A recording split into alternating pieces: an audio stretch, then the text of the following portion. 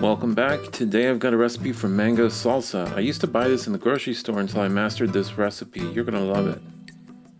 Here's the ingredient list. You've got 5 large tomatoes diced, depulped and deseeded, 5 mangoes diced, 1 red bell pepper diced, half diced red onion, 1/2 cups of water, a tube or small can of tomato paste, 1/2 cup brown sugar, 1 jalapeno seeded and finely diced, 2 limes, 1 teaspoon salt, and 1/2 cup chopped cilantro.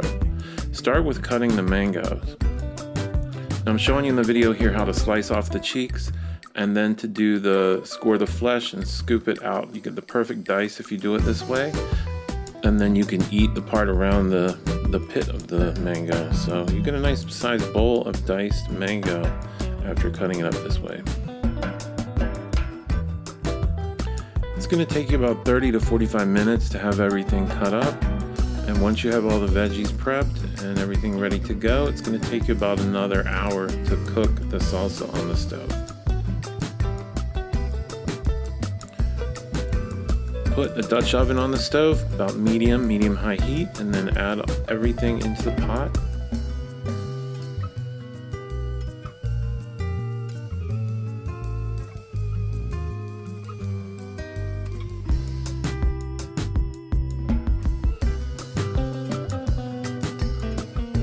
Add the sugar, add the lime juice.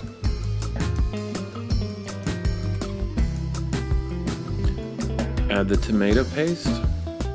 Tomato paste really gives this salsa a good consistency.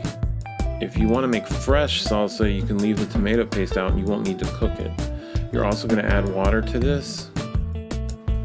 Bring the pot up to about a medium-high heat and give it a good stir. Let this mixture simmer for about 20 minutes.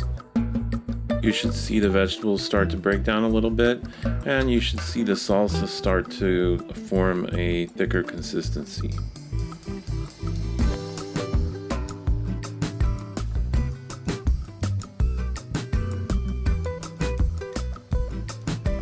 Check the salsa for the taste.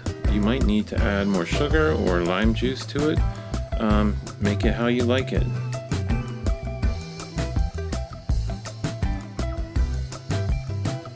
Continue simmering for about 30 more minutes. At that point, you can take it off the heat and let it cool. Check the flavor one last time. Let this cool down and it's ready to serve. You can serve this with tacos, burritos, tostadas. You can also serve this with entrees like baked fish or chicken. It's a great recipe. The best way to serve this, of course, is with chips. I like to keep a jar in the fridge. This is going to keep in the refrigerator for about 2 weeks.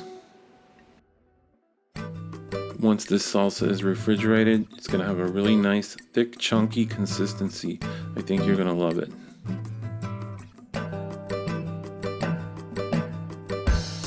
And this recipe does make 2 big jars like you're seeing here. I store one of them in the freezer and I put one in the fridge. Please subscribe to my YouTube channel, CookBakeLearn, and come back soon for more recipes. Thank you.